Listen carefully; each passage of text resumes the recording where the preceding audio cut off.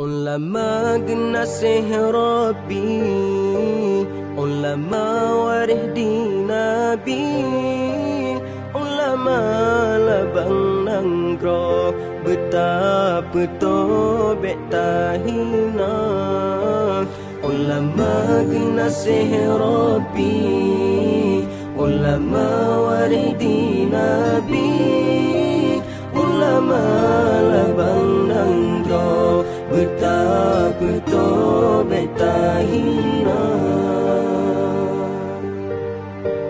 Berkat hudip dalam dunia ngan tatim, dengar haba ulama hudip terarah na tujuan membahagia.